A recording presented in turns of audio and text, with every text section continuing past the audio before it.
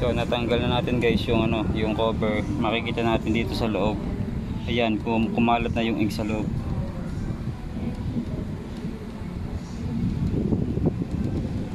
Ang daming ink sa loob. Ibig sabihin yung kanyang waste pad hindi na ma-occupy yung mga na kapag tayo ay naglilinis, hindi na tumatapo na siya. Ibig sabihin puno na. So napapalitan naman yung waste pad niya. Yan guys, kung mapapansin nyo talaga,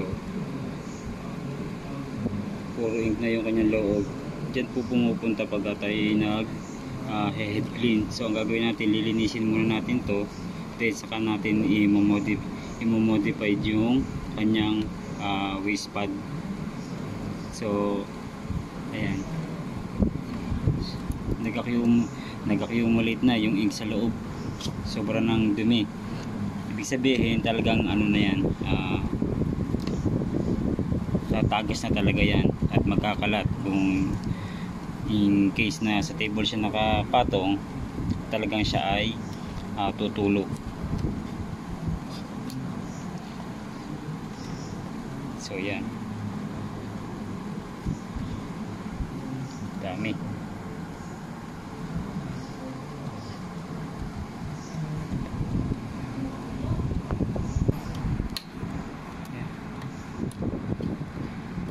Hindi na natin siya kayang sidein kasi mahirap ipasok ang kamay dun sa loob. So ang gagawin natin dito lang sa labas.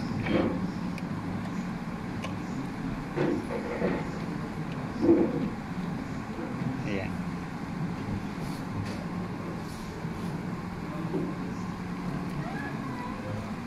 So kung mapapansin nyo, itong hose na to connected ito dito sa may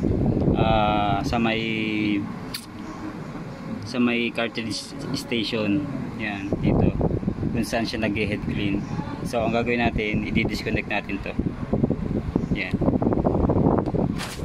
disconnect natin siya, then hugutin natin para yung ink kapag tayo ay nag-head clean ay hindi na pumunta dun sa waste pad.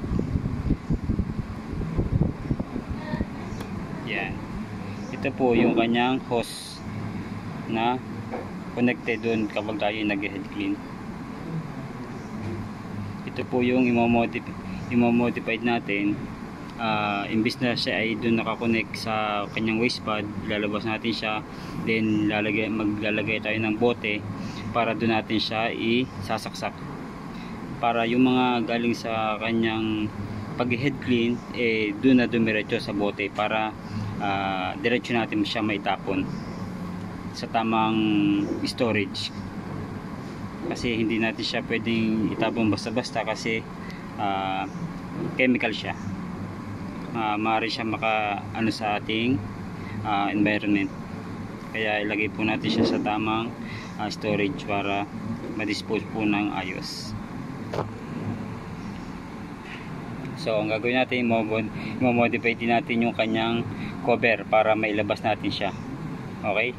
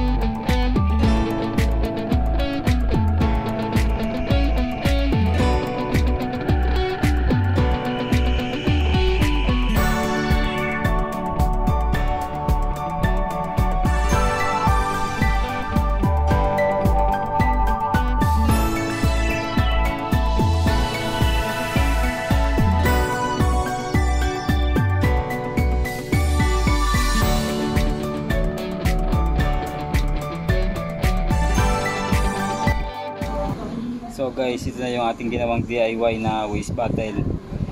Just in case na tayo mag-head clean, yan, dito na pupunta yung ating ink instead of waste pad, para hindi na kumakalat yung ink dun sa loob ng ating mga printer, para hindi na siya tumatagas sa ilalim once na napuno yung kanyang waste pad. Ito mape-prevent natin yung yung pagkalat lang ng ink, pero hindi ibig sabihin yung ating waste pad ma-resolve na yun sa counter niya. Meron pa rin siyang counter, kailangan pa rin nating i-reset yung kanyang counter. Ito ay para lang, itong waste bottle para lang ito sa para hindi na lang magdumi yung ating printer, para maiwasan yung pagtagas sa loob. Yan, kung mapapansin nyo, yan siya, yan na napunta yung kanyang ink kapag tayo ay nag-head clean. Yan na siya ngayon. Yun. Guys, nga pala, yung mga i-install nating waste bottle, kailangan natin tanggalin ng takip, kasi once na nag-head clean yan, may kasama yung hangin na pumapasok. Kung siya ay nakasara, maaaring mapuno ng hangin ng loob. Dapat may lalabasan ng hangin. Yan, ayun na siya. Dapat may lalabasan guys yung hangin, kasi kung hindi at napuno yan ng hangin sa loob, may tendency na sumirit kapag siya ay nagkaroon ng leak. Ganon yan. Kaya dapat tatanggalin natin yung kanyang takip, para yung hangin na napasok sa kanya may labasan. So yun guys, okay.